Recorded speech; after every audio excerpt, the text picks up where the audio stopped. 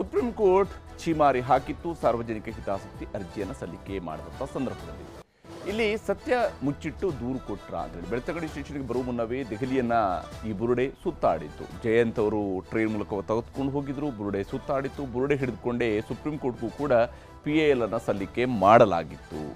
ಹಾಗೆ ವಕೀಲ KV ಧನಂಜಯ ಅವರ ಮೂಲಕವಾಗಿ ಸುಪ್ರೀಂ ಕೋರ್ಟ್ಗೆ PIL ಹಾಕಿತ್ತು ಈ ಟೀಮ್. ಆ ಮೂಲಕವಾಗಿ ಅವರು ಇಲ್ಲಿ ಸಾಮೂಹಿಕ ಸಮಾಧಿ ಆಗಿದೆ, ಅದರ ಬಗ್ಗೆ ತನಿಖೆಗೆ ಒಪ್ಪಿಸಬೇಕು ಅಂತ ಸುಪ್ರೀಂ ಕೋರ್ಟ್ನ ಮೂಲಕವಾಗಿ ಡೈರೆಕ್ಷನ್ ಪಡ್ಕೊಳ್ಳುವಂಥ ಪ್ರಯತ್ನವನ್ನು ಮಾಡಿದರು. ಆದರೆ ಇದು ಸಾರ್ವಜನಿಕ ಹಿತಾಸಕ್ತಿಯ ಅರ್ಜಿಯ ರೂಪದಲ್ಲಿಲ್ಲ, ಬದಲಿಗೆ ಇದು ಸುಪ್ರೀಂ ಕೋರ್ಟ್ ತನ್ನ ತೀರ್ಪಿನಲ್ಲಿ ಹೇಳಿದೆ, ಇದು ಪಬ್ಲಿಸಿಟಿ ಇಂಟ್ರೆಸ್ಟ್ ಲಿಟಿಗೇಷನ್, ಪೈಸಾ ಇಂಟ್ರೆಸ್ಟ್ ಲಿಟಿಗೇಷನ್. ಅಷ್ಟಕ್ಕೆ ಸುಮ್ಮನಾಗಿಲ್ಲ, ಅದರ ಮುಂದುವರೆದು ಹೇಳುತ್ತೆ private interest litigation, political interest litigation, ಈ ಸ್ವರೂಪದಲ್ಲಿದೆ ಇದು ಅಂತ ಹೇಳಿ ಅರ್ಜಿಯಲ್ಲಿ ಸಾರ್ವಜನಿಕ ಹಿತಾಸಕ್ತಿಯೇ ಇಲ್ಲ ಅಂತ ಹೇಳಿ ಸುಪ್ರೀಂ ಕೋರ್ಟ್ ಛೀಮಾರಿ ಹಾಕಿತ್ತು. ಯಾಕಂದರೆ ಇಷ್ಟು ತಡವಾಗಿ ನೀವು ಸಲ್ಲಿಕೆ ಮಾಡಿರ್ತಕ್ಕಂತಹ ಸಾರ್ವಜನಿಕ ಹಿತಾಸಕ್ತಿ ಅರ್ಜಿ ಇದು ಅಂಥೇಳಿ. ಇನ್ನು ಸುಪ್ರೀಂ ಕೋರ್ಟ್ ಛೀಮಾರಿ ಹಾಕಿಸ್ಕೊಂಡ ನಂತರ ಧರ್ಮಸ್ಥಳದಲ್ಲಿ ದೂರನ್ನು ಕೊಡ್ತಾರೆ. ಅಲ್ಲಿ ಛೀಮಾರಿ ಹಾಕಿಸ್ಕೊತಾರೆ, ನಂತರ ದೂರು ಕೊಡ್ತಾರೆ. ಪೊಲೀಸ್ ಠಾಣೆಯಲ್ಲಿ ದೂರು ದಾಖಲಿಸಿದ ನಂತರ ಕೋರ್ಟ್ನಲ್ಲೂ ಕೂಡ ಹೇಳಿಕೆಯನ್ನು ದಾಖಲಿಸ್ತಾರೆ. ಕೋರ್ಟ್ನಲ್ಲಿ ಹೇಳಿಕೆ ದಾಖಲಿಸಿದ ನಂತರ SIT ರಚನೆಗೆ ಒತ್ತಡ ಬಿಲ್ಡ್ ಆಗುತ್ತೆ. ಮಹಿಳಾ ಆಯೋಗ ಪತ್ರ ಬರುತ್ತೆ, ವಕೀಲರ ನಿಯೋಗ ಪತ್ರ ಬರುತ್ತೆ, ನಿವೃತ್ತ ನ್ಯಾಯಮೂರ್ತಿಯವರು ಸುದ್ದಿಗೋಷ್ಠಿ ನಡೆಸ್ತಾರೆ. ಬುರುಡೆ ಸಮೇತ ದೂರು ದಾಖಲಿಸಿದ್ದರಿಂದಾಗಿ SIT ರಚನೆಗೆ ಈ ಸ್ವರೂಪದ ಒತ್ತಡ ಶುರುವಾಗುತ್ತೆ. ಮತ್ತು ದೂರಿನ ಮಾದರಿ ಕೋರ್ಟ್ನಲ್ಲಿ ಹೇಳಿಕೆ ದಾಖಲಿಸಿದ್ದರಿಂದಾಗಿ SIT ರಚನೆಗೂ ಕೂಡ ಸರ್ಕಾರ ಮುಂದಾಗುತ್ತೆ. ಸರ್ಕಾರದ ತರಾತುರಿಯ ನಿರ್ಧಾರ ಯಾಕಾಯಿತು ಅಂತೇಳಿ ಈಗ ಪ್ರತಿಪಕ್ಷ BJP ಟೀಕಿಸ್ತಾ ಇದೆ.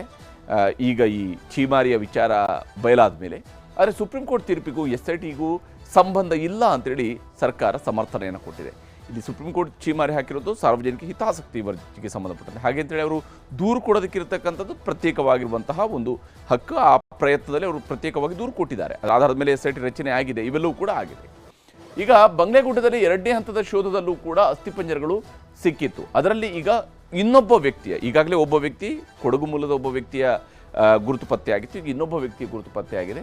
ತುಮಕೂರು ಜಿಲ್ಲೆಯ ಗುಬ್ಬಿ ತಾಲೂಕಿನ ನಿವಾಸಿ ಆದಿಶೇಷ ನಾರಾಯಣ ಎಂಬುವರ ಅಸ್ಥಿಪಂಜರ ಸಿಕ್ಕಿರುವಂಥದ್ದು ಈಗ ಗೊತ್ತಾಗಿದೆ. ಆದಿಶೇಷ DL ಕೂಡ ಪತ್ತೆಯಾಗಿದೆ. ಕುಟುಂಬ ಸದಸ್ಯರನ್ನು ಸಂಪರ್ಕಿಸಿದೆ SIT ಕಚೇರಿಯಲ್ಲಿ ಆದಿಶೇಷ ನಾರಾಯಣ ಬಗ್ಗೆ ಮಾಹಿತಿಯನ್ನು ಸಂಗ್ರಹಿಸಲಾಗ್ತಾ ಇದೆ. ಫೋಟೋ ಮತ್ತು DL ಆದಿಶೇಷ ನಾರಾಯಣ ಅವರದ್ದೇ ಅಂತೇಳಿ ಅವರ ಕುಟುಂಬಸ್ಥರು ಕೂಡ ದೃಢಪಡಿಸಿದ್ದಾರೆ. ಹಾಗಾಗಿ ಆದಿಶೇಷ ಹೇಗೆ ಅಲ್ಲಿ ಸಾವಿಗೀಡಾದರು ಅನ್ನುವಂತಹ ಪ್ರಶ್ನೆಯೂ ಕೂಡ ಇದ್ದೇ ಇರುವಂಥದ್ದು. ಕೋರ್ಟ್ನಲ್ಲಿ ಕಳೆದ 3 ದಿವಸಗಳಿಂದ ವಾದ ಪ್ರತಿವಾದ ಬಹಳ ಜೋರಾಗಿಯೇ ನಡೆದಿದೆ. ಅರ್ಜಿದಾರರ ಪರ ವಕೀಲರು ಈ ಸಮೀಕ್ಷೆಯ ಸಂದರ್ಭದಲ್ಲಿ ಸಂಗ್ರಹಿಸಿರ್ತಕ್ಕಂತಹ ಮಾಹಿತಿಗಳು, ಆ ಮಾಹಿತಿಯಲ್ಲಿ ವಿಶೇಷವಾಗಿ ಏನು ಸಂಗ್ರಹಗೊಳಿಸಿರುವಂತಹ ಮಾಹಿತಿಯಲ್ಲಿ ಆಧಾರ್ ಕಾರ್ಡ್ ಬಳಕೆಯೂ ಕೂಡ ಆಗುವುದರಿಂದಾಗಿ ಇದರಿಂದಾಗಿ ಆ ದತ್ತಾಂಶಗಳನ್ನು ನೀವು ಹೇಗೆ ಸೆಕ್ಯೂರ್ ಮಾಡ್ತೀರಿ, ಹೇಗೆ ಅದನ್ನು ಸಂರಕ್ಷಿಸಿಡ್ತೀರಿ, ಇದರ ಬಗ್ಗೆ ಆತಂಕಗಳನ್ನು ವ್ಯಕ್ತಪಡಿಸಿದ್ದಾರೆ ಮತ್ತು ಇದರ ಬಗ್ಗೆ ಅನುಮಾನಗಳನ್ನು ವ್ಯಕ್ತಪಡಿಸಿದ್ದಾರೆ. ಎಲ್ಲ ವಿಚಾರಗಳನ್ನು ಕೂಡ ಹೈಕೋರ್ಟ್ ಗಮನಕ್ಕೆ ತಂದಿದ್ದಾರೆ. ಹಾಗೆಯೇ ಅರ್ಜಿದಾರರಲ್ಲಿ ವಿಶೇಷವಾಗಿ ಒಕ್ಕಲಿಗರ ಸಂಘದ ಪರವಾಗಿ ಸಲ್ಲಿಕೆಯಾಗಿದ್ದಂಥ ಒಂದು ಅರ್ಜಿ ಉಳಿತು. ಅದೇ ಒಕ್ಕಲಿಗರ ಸಂಘ ಹಿಂದೆ ಕಳೆದ ಸಮೀಕ್ಷೆಯ ವರದಿ ಸಲ್ಲಿಕೆಯಾದ ನಂತರ ವ್ಯಕ್ತಪಡಿಸಿದಂತಹ ಅಭಿಪ್ರಾಯಗಳು, ಲಿಂಗಾಯತ ಸಮುದಾಯ ವ್ಯಕ್ತಪಡಿಸಿದಂತಹ ಅಭಿಪ್ರಾಯಗಳ ಇವುಗಳನ್ನು ಕೂಡ ಕೋರ್ಟ್ ಗಮನಕ್ಕೆ ಸರ್ಕಾರದ ಪರ ವಕೀಲರು ಮತ್ತು ವಿಶೇಷವಾಗಿ ಹಿಂದುಳಿದ ವರ್ಗಗಳ ಆಯೋಗದ ಪರ ವಕೀಲರು ತಂದಿದ್ದಾರೆ. ವಾದ ಪ್ರತಿವಾದಗಳ ನಂತರ ಹೈಕೋರ್ಟ್ ಸಮೀಕ್ಷೆಗೆ ತಡೆಯಾಜ್ಞೆಯನ್ನು ಕೊಟ್ಟಿಲ್ಲ, ಆದರೆ ಕೆಲವೊಂದು ಷರತ್ತುಗಳನ್ನು ಹಾಕಿದೆ. ಆ ಷರತ್ತುಗಳು ಏನು ಅನ್ನೋದನ್ನು ಕೂಡ ನಿಮಗೆ ಹೇಳ್ತೀನಿ. ಜೊತೆಗೆ ಇದೆಲ್ಲದರ ನಡುವೆ ಗಣತಿಗೆ ಹೊರಟಿರತಕ್ಕಂತಹ ಶಿಕ್ಷಕರಿಗೆ ಹೊಸ ರೀತಿಯಾದಂತಹ ಸಮಸ್ಯೆಗಳನ್ನು ಮುಂದಿಡ್ತಿದ್ದಾರೆ. ಕೆಲವು ಕಡೆಗಳಲ್ಲಿ ಕೆಲವು ದೃಶ್ಯಗಳನ್ನು ನೋಡ್ತಾ ಇದ್ವಿ, ಲೈಕ್ ಮಕ್ಕಳನ್ನು ಕರ್ಕೊಂಡು ಗಣತಿಗೆ ಹೋಗ್ತಾ ಇದ್ದಾರೆ. ಇವರು ಪಾಠ ಮಾಡೋದಕ್ಕೂ ಕೂಡ ಮಕ್ಕಳನ್ನು ಕರ್ಕೊಂಡು ಹೋಗ್ತಾ ಇದ್ದಾರಾ ಗೊತ್ತಿಲ್ಲ. ಯಾಕಂದರೆ ಶಾಲೆಗೆ ಹೋಗುವಂತಹ ಸಮಯದಲ್ಲಿ ಮಕ್ಕಳನ್ನು ಮನೆಯಲ್ಲಿ ಬಿಟ್ಟು ಹೋಗಿರ್ತಾರೆ, ಆದರೆ ಗಣತಿ ವಿಚಾರಕ್ಕೆ ಬಂದಾಗ ಮಕ್ಕಳನ್ನು ಕರ್ಕೊಂಡು ಹೋಗ್ತಾ ಇದ್ದೀವಿ ಅನ್ನುವಂಥದ್ದನ್ನು ಬಿಂಬಿಸುವಂತಹ ಕೆಲಸವೂ ಕೂಡ ನಡೀತಾ ಇರುವಂಥದ್ದು ಒಂದು ಕಡೆಯಲ್ಲಿ ಸಾಗ್ತಾ ಇದೆ. ಮತ್ತೊಂದು ಕಡೆ ಗಣತಿದಾರರು ಏನು ನೆಟ್ವರ್ಕ್ ಸಿಗೋದಿಲ್ಲ ಅನ್ನುವಂಥದ್ದನ್ನು ಬಹಳ ವಿಡಿಯೋಗಳ ಮೂಲಕವಾಗಿ ತೋರಿಸ್ತಾ ಇದ್ದಾರೆ. ಇವೆಲ್ಲವೂ ಕೂಡ ಯಾವ ಕಾರಣಕ್ಕಾಗಿ ಅನ್ನುವಂಥ ಪ್ರಶ್ನೆ ಇದೆ. ಇದೇ ಕಾರಣಕ್ಕಾಗಿ ಸರ್ಕಾರವು ಕೂಡ ಕಟ್ಟುನಿಟ್ಟಿನ ಆದೇಶವನ್ನು ಹೊರಡಿಸಿದೆ. ಯಾರಾದರೂ ಅಶಿಸ್ತನ್ನು ತೋರಿದರೆ ಈ ವಿಚಾರದಲ್ಲಿ ಕಠಿಣ ಕ್ರಮ ಅಂತೇಳಿ ಹೇಳೋದಕ್ಕೆ ಮುಂದಾಗಿದೆ. ಈ ಸಮೀಕ್ಷೆಯ ಸುತ್ತಲೂ ಏನೆಲ್ಲ ನಡೀತಾ ಇದೆ ಅನ್ನೋದನ್ನು ಕೂಡ ನಿಮಗೆ ತೋರಿಸ್ತೀನಿ. ಇವತ್ತಿನ ಪಂಚಾಯಿತಿಯ ಮೊದಲ ಸುದ್ದಿಯಲ್ಲಿ ಸಮೀಕ್ಷೆಗೆ ಷರತ್ತುಗಳು. ಇನ್ನು ಇವತ್ತಿನ ಪಂಚಾಯಿತಿಯ ಎರಡನೇ ಸುದ್ದಿ ಚೀಮಾರಿ. ಚಿನ್ನಯ್ಯ ಮಾಸ್ಕ್ ಮ್ಯಾನ್ ರೂಪದಲ್ಲಿ ದೂರು ಕೊಡೋದಕ್ಕೆ ಒಂದು ಬುರುಡೆಯನ್ನು ತಗೊಂಡು ಬರ್ತಾನೆ. ಆ ಬುರುಡೆಯನ್ನು ತಂದಿಟ್ಟು ದೂರು ಕೊಡ್ತಾನೆ. ಅಲ್ಲಿಗೆ ನಿಲ್ಲೋದಿಲ್ಲ. ಅದಾದ ನಂತರ ಕೋರ್ಟ್ಗೆ ಹೋಗ್ತಾನೆ. ಕೋರ್ಟಲ್ಲಿ BNS 183 ಅಡಿಯಲ್ಲಿ ತನ್ನ ಹೇಳಿಕೆಯನ್ನು ದಾಖಲಿಸ್ತಾನೆ, ಸ್ವ ಇಚ್ಛೆಯ ಹೇಳಿಕೆಯನ್ನು ದಾಖಲಿಸ್ತಾನೆ. ಆ ಮೂಲಕ ಇಲ್ಲಿ ಸಾಮೂಹಿಕ ಸಮಾಧಿ ಆಗಿದೆ ಅನ್ನೋದಕ್ಕೆ ಬೇಕಾದಂತಹ ಪೂರಕ ಸಾಕ್ಷಿ, ಪೂರಕ ಹೇಳಿಕೆ ಇವೆಲ್ಲವನ್ನು ಕೂಡ ಕೊಟ್ಟಿರ್ತಾನೆ. ಸಹಜವಾಗಿಯೇ ಈ ವಿಚಾರ ಬಹಳ ದೊಡ್ಡ ಚರ್ಚೆ ಆಗುತ್ತೆ, ಸುದ್ದಿ ಆಗುತ್ತೆ, ಸದ್ದು ಮಾಡುತ್ತೆ. ಸಾರ್ವಜನಿಕ ವಲಯದಲ್ಲೂ ಕೂಡ ಚರ್ಚೆ ಆಗ್ತಾ ಇರುತ್ತೆ. ಸರ್ಕಾರದ ಮೇಲೆ ಒತ್ತಡ ಬರುತ್ತೆ. ಮಹಿಳಾ ಆಯೋಗ ಪತ್ರ ಬರೆಯುತ್ತೆ. ನಿವೃತ್ತ ನ್ಯಾಯಮೂರ್ತಿಗಳು ಸುದ್ದಿಗೋಷ್ಠಿಯನ್ನು ನಡೆಸಿ ಹೇಳ್ತಾರೆ. ವಕೀಲರ ನಿಯೋಗ ಒಂದು ಮುಖ್ಯಮಂತ್ರಿಯವರನ್ನ ಭೇಟಿಯಾಗುತ್ತೆ. ಇವೆಲ್ಲವೂ ಕೂಡ ನಡೀತಾ ಇದ್ದಾಗ ಸರ್ಕಾರ SIT ರಚನೆ ಮಾಡುತ್ತೆ. ಅದು ಈಗ ಗೊತ್ತಾಗ್ತಿರುವ ಸಂಗತಿ ಏನಂತ ಹೇಳಿದ್ರೆ, ಈ ದೂರು ಕೊಡೋದಕ್ಕಿಂತ ಮುಂಚಿತವಾಗಿ ಸುಪ್ರೀಂ ಕೋರ್ಟ್ ಇದೇ ವಿಚಾರಕ್ಕೆ ಸಂಬಂಧಪಟ್ಟಂತೆ ಸಲ್ಲಿಕೆಯಾಗಿದ್ದಂಥ ಸಾರ್ವಜನಿಕ ಹಿತಾಸಕ್ತಿಯ ಅರ್ಜಿಗೆ ಛೀಮಾರಿ ಹಾಕಿತ್ತು. ಅದು ಕೇವಲ ಛೀಮಾರಿ ಹಾಕಿತ್ತು ಮಾತ್ರ ಅಲ್ಲ, ಸಾರ್ವಜನಿಕ ಹಿತಾಸಕ್ತಿ ಅರ್ಜಿಯಲ್ಲಿ ಸಾರ್ವಜನಿಕರ ಹಿತಾಸಕ್ತಿಯೇ ಇಲ್ಲ ಅಂತೇಳಿ ತೀರ್ಪಲ್ಲಿ ಬರೆದಿತ್ತು. ಇದೊಂದು ವೈಯಕ್ತಿಕ ಹಿತಾಸಕ್ತಿಯ, ಪೈಸಾ ಹಿತಾಸಕ್ತಿಯ, ಪ್ರಚಾರದ ಹಿತಾಸಕ್ತಿಯ ಅಥವಾ ರಾಜಕೀಯ ಹಿತಾಸಕ್ತಿಯ ಅರ್ಜಿ ಅಂತೇಳಿ ಇದನ್ನು ಜರೆದಿತ್ತು. ಹಾಗಿದ್ರೂ ಅದೇ ಬುರುಡೆಯನ್ನು ಮುಂದಿಟ್ಟು FIR ದಾಖಲಿಸಿ SIT ರಚಿಸುವಂತೆ ಮಾಡಲಾಯಿತು. ಇದೆಲ್ಲ ಹೇಗಾಯಿತು, ಯಾಕಾಯಿತು, ರಾಜಕೀಯವಾಗಿ ಇದನ್ನು ಹೇಗೆ ಈಗ ಚರ್ಚಿಸಲಾಗ್ತಾ ಇದೆ, ಅವೆಲ್ಲವೂ ಕೂಡ ವಿವರಿಸ್ತೀನಿ ಇವತ್ತಿನ ಪಂಚಾಯಿತಿಯ ಎರಡನೇ ಸುದ್ದಿಯಲ್ಲಿ. ಈಗ ಮೊದಲ ಸುದ್ದಿಯ ಕಡೆಗೆ ಹೋಗೋಣ. ಸಮೀಕ್ಷೆಗೆ ಷರತ್ತುಗಳು. ಹೈಕೋರ್ಟ್ ಸಮೀಕ್ಷೆಗೆ ತಡೆಯನ್ನು ಕೊಡಲಿಲ್ಲ, ಆದರೆ ಷರತ್ತುಗಳನ್ನು ಹಾಕಿದೆ. ಆ ಷರತ್ತುಗಳನ್ನು ಆಧರಿತವಾಗಿಯೇ ಸರ್ಕಾರ ಹಿಂದುಳಿದ ವರ್ಗಗಳ ಆಯೋಗ, ಇನ್ಫ್ಯಾಕ್ಟ್ ಸರ್ಕಾರ ಅಲ್ಲ, ಹಿಂದುಳಿದ ವರ್ಗಗಳ ಆಯೋಗ ಸಮೀಕ್ಷೆಯನ್ನು ನಡೆಸಿ ಅದರಲ್ಲಿರುವಂತಹ ದತ್ತಾಂಶಗಳನ್ನು ಸರ್ಕಾರವೂ ಸೇರಿದಂತೆ, ಯಾಕಂದರೆ ಹಿಂದಿನ ಸಮೀಕ್ಷೆ ಸೋರಿಕೆಯಾಗಿದ್ದು ಗೊತ್ತಿದೆ. 2015ರಲ್ಲಿ ನಡೆದಂತಹ ಸಮೀಕ್ಷೆ 2014 ಏಪ್ರಿಲ್ 14ರಂದು ಅವತ್ತು ಆ ಸಮೀಕ್ಷೆಯ ಅಂಶಗಳು ಸೋರಿಕೆಯಾಗಿದ್ದು ಯಾವ ಜಾತಿ ಎಷ್ಟೆಷ್ಟು ಅಂತ ಹೇಳ್ಕೊಂಡು ಬಂದಿತ್ತು. ಆ ರೀತಿಯಾದಂತಹ ದತ್ತಾಂಶ ಸೋರಿಕೆಗಾಗಲಿ ಅಥವಾ ಸರ್ಕಾರಕ್ಕೆ ಕೊಡುವಂತಹ ಮಾಹಿತಿಗಾಗಲಿ ಯಾವುದಕ್ಕೂ ಕೂಡ ಅವಕಾಶ ಇಲ್ಲ. ಅವೆಲ್ಲವನ್ನು ಕೂಡ ಭಾಳ ಸ್ಟ್ರಿಕ್ಟಾಗಿ ಹಿಂದುಳಿದ ವರ್ಗಗಳ ಆಯೋಗನೇ ಇಟ್ಕೊಳ್ಬೇಕಾಗುತ್ತೆ ದತ್ತಾಂಶಗಳನ್ನು ಅನ್ನುವಂತಹ ವಿಚಾರಕ್ಕೆ ಸಂಬಂಧಪಟ್ಟಂತೆಯೂ ಷರತ್ತುಗಳಿದ್ದಾವೆ. ಏನೇನು ಷರತ್ತುಗಳನ್ನು ಹಾಕಲಾಗಿದೆ ಅನ್ನೋದನ್ನು ಕೂಡ ತೋರಿಸ್ತೀನಿ. ವಿವರವಾದಂತಹ ವರದಿ ನಿಮಗೆ ತೋರಿಸ್ತೀನಿ.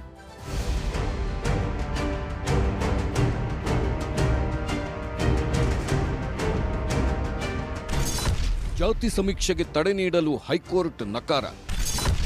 ಜಾತಿ ಸಮೀಕ್ಷೆ ಮಾಡಲು ಸರ್ಕಾರಕ್ಕೆ ಗ್ರೀನ್ ಸಿಗ್ನಲ್. ಆಯೋಗಕ್ಕೆ ಕೆಲ ಷರತ್ತುಗಳನ್ನು ವಿಧಿಸಿದ ಹೈಕೋರ್ಟ್. ಕಳೆದೊಂದು ವಾರದಿಂದಲೂ ಸರ್ಕಾರಕ್ಕೆ ಜಾತಿ ಗಣತಿಯ ವಿಚಾರದಲ್ಲಿ ಹೈಕೋರ್ಟ್ಗೆ ಸಲ್ಲಿಕೆಯಾಗಿದ್ದ ರಿಟ್ ಅರ್ಜಿಗಳು ತಲೆನೋವು ತಂದಿದ್ದವು. ಆದರೆ ಇಂದು ಹೈಕೋರ್ಟ್ನಿಂದ ರಾಜ್ಯ ಸರ್ಕಾರಕ್ಕೆ ಬಿಗ್ ರಿಲೀಫ್ ಸಿಕ್ಕಿದೆ. 3 ದಿನಗಳ ಸುದೀರ್ಘ ವಾದ ಪ್ರತಿವಾದಗಳನ್ನು ಆಲಿಸಿದ ಹೈಕೋರ್ಟ್ ಸಮೀಕ್ಷೆಗೆ ತಡೆ ನೀಡಲು ನಿರಾಕರಿಸಿದೆ. ಆದರೆ ಸಮೀಕ್ಷೆ ಮಾಡುತ್ತಿರುವ ರಾಜ್ಯ ಹಿಂದುಳಿದ ವರ್ಗಗಳ ಆಯೋಗಕ್ಕೆ ಒಂದಷ್ಟು ಷರತ್ತುಗಳನ್ನು ವಿಧಿಸಿದೆ. ದತ್ತಾಂಶವನ್ನ ಸರ್ಕಾರ ಸೇರಿದಂತೆ ಯಾರಿಗೂ ಬಹಿರಂಗಪಡಿಸಬಾರದು. ದತ್ತಾಂಶದ ಗೌಪ್ಯತೆಯನ್ನ ಆಯೋಗ ರಕ್ಷಿಸಬೇಕು. ಸಮೀಕ್ಷೆ ಬಗ್ಗೆ ಸಾರ್ವಜನಿಕರಿಗೆ ಅರಿವು ಮೂಡಿಸಬೇಕು. ಆಯೋಗ ಸಮೀಕ್ಷೆ ಬಗ್ಗೆ ಸಾರ್ವಜನಿಕ ಪ್ರಕಟಣೆ ಹೊರಡಿಸಬೇಕು. ಜನರು ಸ್ವಯಂ ಪ್ರೇರಿತವಾಗಿ ಸಮೀಕ್ಷೆಯಲ್ಲಿ ಭಾಗವಹಿಸಬಹುದು. ಮಾಹಿತಿ ನೀಡುವುದು ವ್ಯಕ್ತಿಯ ಸ್ವಯಂ ಪ್ರೇರಿತ ನಿರ್ಧಾರ. ಜನರು ಸ್ವಯಂ ಪ್ರೇರಣೆಯಿಂದ ನೀಡಿದರಷ್ಟೇ ಮಾಹಿತಿ ಪಡೆಯಬೇಕು. ಮಾಹಿತಿ ನೀಡುವಂತೆ ಯಾವುದೇ ಒತ್ತಡ ಹಾಕಬಾರದು ಎಂಬೆಲ್ಲ ಷರತ್ತುಗಳನ್ನು ಕೋರ್ಟ್ ವಿಧಿಸಿದೆ. ಮಧ್ಯಂತರ ಆದೇಶ ಕೊಡಲಿಕ್ಕೆ ಬರೋದಿಲ್ಲ ಅಂತ ಹೇಳಿ ಆ ಮೂಲಕ ಈಗ ರಾಜ್ಯದಲ್ಲಿ ನಡೆಯುತ್ತಿರುವ ಸಾಮಾಜಿಕ ಮತ್ತು ಶೈಕ್ಷಣಿಕ ಸಮೀಕ್ಷೆಯನ್ನು ತಡೆ ಹಿಡಿಯುವ ಪ್ರಕ್ರಿಯೆ ಇಲ್ಲದೇ ಇರೋದರಿಂದ ಇವತ್ತು ರಾಜ್ಯ ಸರ್ಕಾರದ ಮತ್ತು ಕರ್ನಾಟಕ ರಾಜ್ಯ ಹಿಂದುಳಿದ ವರ್ಗಗಳ ಆಯೋಗದ ಈ ಒಂದು ಬೃಹತ್ ಸಮೀಕ್ಷೆ, ಸುಮಾರು 7 ಕೋಟಿ ಜನರ ಸಮೀಕ್ಷೆ, ಸುಮಾರು 2 ಕೋಟಿ ಮನೆಗಳ ಸಮೀಕ್ಷೆ ತಡೆ ಕೊಡದೇ ಇರೋದರಿಂದ ಈಗ ಎಲ್ಲ ಮೇಸ್ಟ್ರುಗಳಿಗೆ ರಜೆ ಇದೆ. ಆ ರಜೆ ಕಾಲದಲ್ಲಿ ಅವರು ಮಾಡಿ ಸಮೀಕ್ಷೆಯನ್ನು ಮಾಡಿ ಮುಗಿಸ್ತಾರೆ. ಸೊ ದಟ್ ಶಾಲಾ ಕಾಲೇಜುಗಳಿಗೆ ರಜೆ ಕೊಡೋ ಅವಶ್ಯಕತೆ ಬೀಳೋದಿಲ್ಲ. ಹೈಕೋರ್ಟ್ ಮುಖ್ಯ ನ್ಯಾಯಮೂರ್ತಿ ವಿಭು ಬಕ್ರು ಹಾಗೂ ಸಿಎಂ ಜೋಶಿ ನೇತೃತ್ವದ ವಿಭಾಗೀಯ ಪೀಠದಲ್ಲಿ ವಿಚಾರಣೆ ನಡೆದಿತ್ತು. ಇವತ್ತು ವಿಭಾಗೀಯ ಪೀಠ ತೀರ್ಪು ಪ್ರಕಟಿಸುವುದಕ್ಕೂ ಮುಂಚಿತವಾಗಿ 3ನೇ ದಿನವೂ ವಾದ ಪ್ರತಿವಾದಗಳು ನಡೆದವು. ಹಿಂದುಳಿದ ವರ್ಗಗಳ ಆಯೋಗದ ಪರವಾಗಿ ಪ್ರೊಫೆಸರ್ ರವಿವರ್ಮ ಕುಮಾರ್ ವಾದ ಮಾಡಿದ್ರು. ಸಮೀಕ್ಷೆ ಮಾಡುವವರಿಗೆ ಯಾವ ಸ್ವರೂಪದಲ್ಲಿ ಸಮೀಕ್ಷೆ ನಡೆಸಬೇಕು ಎಂಬ ಬಗ್ಗೆ ಮಾಹಿತಿ ನೀಡಲಾಗಿದೆ. ಹಾಗೆಯೇ ಸಮೀಕ್ಷೆಯ ಮೇಲ್ವಿಚಾರಕರಿಗೂ ಪೂರ್ಣ ಮಾಹಿತಿ ನೀಡಲಾಗಿದ್ದು, ಲೋಪವಿಲ್ಲದಂತೆ ಸಮೀಕ್ಷೆ ನಡೆಸಲು ತಯಾರಿ ಮಾಡಿಕೊಳ್ಳಲಾಗಿದೆ. ಇನ್ನು ಈ ಹಿಂದೆ ನಡೆಸಿದ್ದ ಸಮೀಕ್ಷೆಯ ಆಧಾರದಲ್ಲಿ ಸರ್ಕಾರಕ್ಕೆ ವರದಿ ಸಲ್ಲಿಕೆಯಾದಾಗ ಲಿಂಗಾಯತ ಸಮುದಾಯ ಹೊಸ ಸಮೀಕ್ಷೆ ನಡೆಸಲು ಕೋರಿತ್ತು. ರಾಜ್ಯ ಒಕ್ಕಲಿಗರ ಸಂಘದವರು ಹಿಂದಿನ ಸಮೀಕ್ಷೆಯನ್ನು ತಿರಸ್ಕರಿಸಬೇಕು ಅಂತ ಮನವಿ ಮಾಡಿಕೊಂಡಿದ್ದರು. ಈ ಹಿಂದೆ ಇವರು ನೀಡಿರುವ ಹೇಳಿಕೆಗಳು ಮತ್ತು ತೆಗೆದುಕೊಂಡ ನಿಲುವುಗಳಿಗೆ ಸಂಬಂಧಿಸಿದ ಎಲ್ಲಾ ದಾಖಲೆಗಳನ್ನು ಪೀಠದ ಗಮನಕ್ಕೆ ತರಲಾಗುತ್ತಿದೆ ಎಂದು ಹೇಳಿ ರವಿವರ್ಮ ಕುಮಾರ್ ವಾದ ಮುಗಿಸಿದ್ರು. ಆದರೆ ಆಯೋಗದ ಈ ವಾದಕ್ಕೆ ಪ್ರತಿವಾದ ಮಂಡಿಸಿರುವ ಹಿರಿಯ ವಕೀಲ ಪ್ರಭುಲಿಂಗ ನಾವದಗಿ ಸಮೀಕ್ಷೆ ಹೆಸರಿನಲ್ಲಿ ಸರ್ಕಾರ ಪ್ರಾಯೋಗಿಕವಾಗಿ ಗಣತಿ ನಡೆಸಲು ಮುಂದಾಗಿದೆ ಎಂದು ಕೋರ್ಟ್ ಗಮನ ಸೆಳೆಯಲು ಪ್ರಯತ್ನಿಸಿದ್ರು. ಅರ್ಜಿದಾರ ಉದಯಶಂಕರ್ ಪರ ವಕೀಲ ಪ್ರಭುಲಿಂಗ ನಾವದಗಿ ವಾದ ಮಾಡಿದ್ರು. ಆಧಾರ್ ಕಾಯ್ದೆ ನಿಬಂಧನೆಗಳನ್ನು ಸರ್ಕಾರ ಪಾಲಿಸಬೇಕು. 2023ರಲ್ಲಿ ಜಯಪ್ರಕಾಶ್ ಹೆಗಡೆ ವರದಿ ಬಗ್ಗೆ ಹೇಳಲಾಗಿದೆ. ಆಯೋಗ ಆ ವರದಿಯನ್ನ ಕೈಬಿಡಲಾಗಿದೆ ಎಂದು ಹೇಳಿದೆ. ಆಯೋಗದ ಕಾಯ್ದೆಯಡಿ ನಡೆಸಿದ ಸಮೀಕ್ಷೆಯನ್ನ ಸಂಪುಟದಲ್ಲಿಡಬೇಕು. ಆದ್ದರಿಂದ ಇದನ್ನ ಕೈಬಿಡಲಾಗಿದೆ ಅಂತ ಹೇಳಲಾಗದು. ಕೇಂದ್ರ ಮತ್ತು ರಾಜ್ಯ ಸರ್ಕಾರಗಳು ಪರ್ಯಾಯವಾಗಿ ಗಣತಿ ಮಾಡಲಾಗಲ್ಲ. ಸಮೀಕ್ಷೆ ಹೆಸರಲ್ಲಿ ಪ್ರಾಯೋಗಿಕವಾಗಿ ಗಣತಿ ಮಾಡಲಾಗುತ್ತಿದೆ ಎಂದು ವಾದ ಮುಗಿಸಿದ್ರು ಪ್ರಭುಲಿಂಗ ನಾವದಗಿ.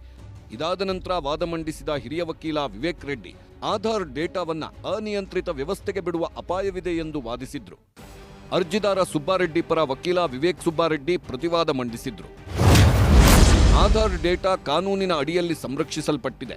ಬಯೋಮೆಟ್ರಿಕ್ ಇದೆ, ಕುಟುಂಬಗಳ ವಿವರವೂ ಇದೆ. ಡೇಟಾ ಪ್ರೊಟೆಕ್ಷನ್ ಲಾ ಅಡಿಯಲ್ಲಿ ಆಧಾರ್ ಸಂರಕ್ಷಿಸಲ್ಪಟ್ಟಿದೆ.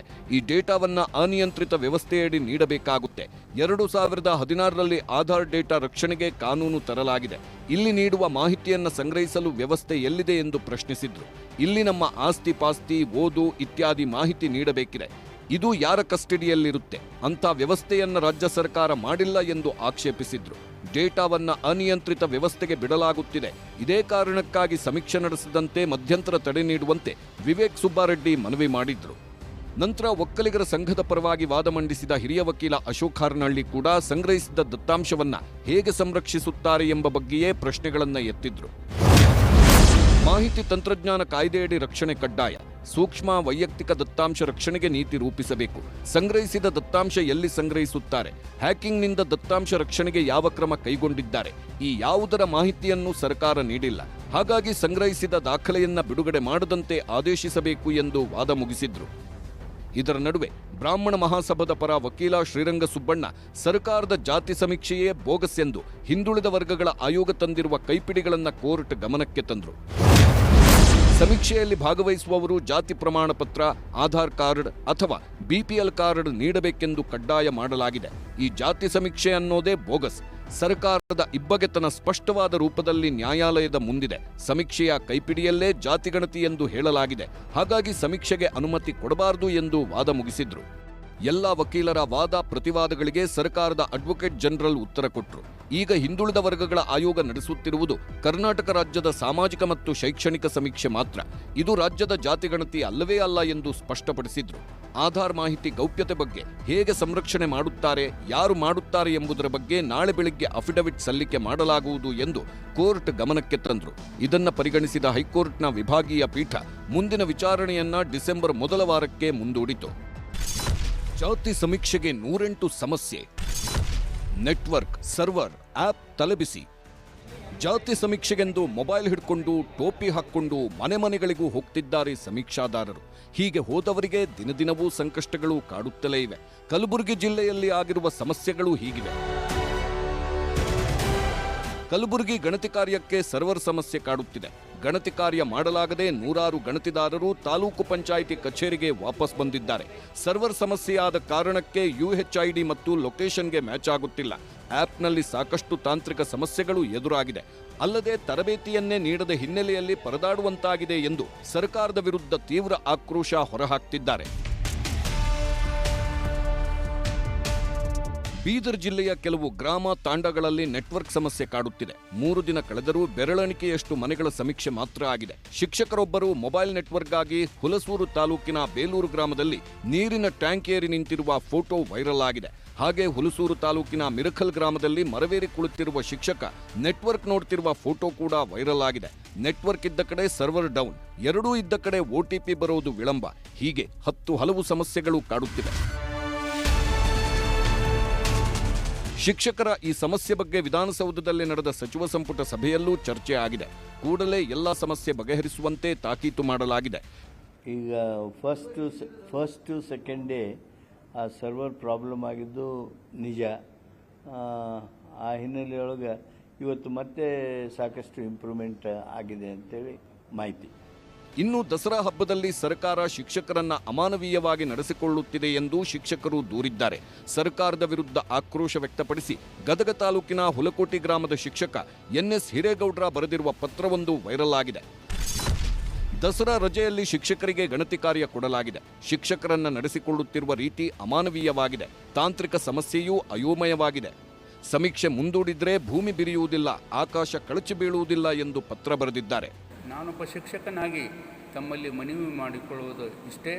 ಎಲ್ಲ ಶಿಕ್ಷಕ ವರ್ಗದವರು ಸಂಭ್ರಮದಿಂದ ನವರಾತ್ರಿ ದಸರಾ ಹಬ್ಬವನ್ನು ಆಚರಿಸಲು ತಾವು ದಯವಿಟ್ಟು 8-10 ದಿನಗಳವರೆಗೆ ಅನುವು ಮಾಡಿಕೊಡಿ. ಅಷ್ಟೊತ್ತಿಗೆ ಸರಿಯಾಗಿ ತಾಂತ್ರಿಕ ತೊಂದರೆಯನ್ನು ಸರಿಪಡಿಸಿರಿ. ಇನ್ನೊಂದು ಕಡೆ ಜಾತಿ ಗಣತಿ ಮಾಡಲು ತಾಂತ್ರಿಕ ಸಮಸ್ಯೆಯಾಗುತ್ತಿದೆ ಎಂದು ಚಿಕ್ಕಬಳ್ಳಾಪುರ ತಾಲೂಕು ಕಚೇರಿ ಬಳಿ ಶಿಕ್ಷಕರು ಆಕ್ರೋಶ ಹೊರಹಾಕಿದ್ದಾರೆ. UHID ಮೂಲಕ ಮನೆಗಳನ್ನು ಗುರುತಿಸಲು ಸಾಧ್ಯವಾಗದೆ ಪರದಾಡಬೇಕಾಗಿದೆ. ಜಿಯೋ ಟ್ಯಾಗ್ ಮನೆಗಳ ಬಳಿ ನ್ಯಾವಿಗೇಟ್ ಆಗುತ್ತಿಲ್ಲ. ವಿಶೇಷ ಚೇತನ ಶಿಕ್ಷಕರನ್ನು ನೇಮಕ ಮಾಡಿರುವ ಕುರಿತು ಬೇಸರ ಹೊರಹಾಕಿದ್ದಾರೆ. ಮನೆಗಳನ್ನು ಗುರುತಿಸುವಲ್ಲಿ ತೀವ್ರ ತೊಡಕು, ಸಮಯ ವ್ಯರ್ಥವಾಗುತ್ತಿರುವುದು, UHID ಮೂಲಕ ಮನೆಗಳನ್ನು ಗುರುತಿಸಲು ಅಸಾಧ್ಯವಾಗಿದೆ. ಬಾಗಲಕೋಟೆಯಲ್ಲಿ ಸಮೀಕ್ಷಾದಾರರು ಪ್ರತಿಭಟನೆ ಮಾಡಿದ್ದಾರೆ. ಆಪ್ ಅಪ್ಡೇಟ್, ಸರ್ವರ್ ಸಮಸ್ಯೆ, ವಿಶೇಷ ಚೇತನ ಶಿಕ್ಷಕರ ನಿಯೋಜನೆ ಸೇರಿ ಹಲವು ಸಮಸ್ಯೆ ವಿರುದ್ಧ ಆಕ್ರೋಶ ಹೊರಹಾಕಿದ್ದಾರೆ. ಕಳ್ಳಾಟ ಮಾಡೋ ಸಮೀಕ್ಷಾದಾರರಿಗೆ ಶಾಕ್. ಸಮೀಕ್ಷೆಯಿಂದ ತಪ್ಪಿಸಿಕೊಂಡರೆ ಶಿಸ್ತು ಕ್ರಮ. ಈ ಮಧ್ಯೆ ಸಮೀಕ್ಷೆಯಲ್ಲಿ ಪಾಲ್ಗೊಳ್ಳದ ಗಣತಿದಾರರ ವಿರುದ್ಧ ಕ್ರಮಕ್ಕೆ ಸರ್ಕಾರ ಮುಂದಾಗಿದೆ. ಕರ್ತವ್ಯಕ್ಕೆ ಹಾಜರಾಗದ ಸಮೀಕ್ಷಾದಾರರ ವಿರುದ್ಧ ಶಿಸ್ತು ಕ್ರಮ ಕೈಗೊಳ್ಳುವ ಅಧಿಕಾರವನ್ನ ಹಿಂದುಳಿದ ವರ್ಗಗಳ ಆಯೋಗಕ್ಕೆ ನೀಡಲು ಕ್ಯಾಬಿನೆಟ್ ನಿರ್ಧಾರ ಮಾಡಿದೆ. ಅಷ್ಟೇ ಅಲ್ಲ, ಜಾತಿ ಗಣತಿ ಸಂಬಂಧ ನಾಳೆ ಬೆಳಿಗ್ಗೆ ಎಲ್ಲ ಜಿಲ್ಲಾಧಿಕಾರಿಗಳ ಜೊತೆ ಸಿಎಂ ವಿಡಿಯೋ ಕಾನ್ಫರೆನ್ಸ್ ಮಾಡಲಿದ್ದಾರೆ. ಸಮಸ್ಯೆಗಳನ್ನು ಬಗೆಹರಿಸಿ ಎಲ್ಲರನ್ನೂ ಸಮೀಕ್ಷೆಗೆ ಬಳಸಿಕೊಳ್ಳುವಂತೆ ಜಿಲ್ಲಾಧಿಕಾರಿಗಳಿಗೆ ತಾಕೀತು ಮಾಡಲಿದ್ದಾರೆ. ಕರ್ನಾಟಕ ರಾಜ್ಯ ಹಿಂದುಳಿದ ವರ್ಗಗಳ ಆಯೋಗದ ವತಿಯಿಂದ ಕೈಗೊಳ್ಳಲಾಗಿರುವ ಸಮೀಕ್ಷಾ ಕಾರ್ಯದಲ್ಲಿ ಯಾರು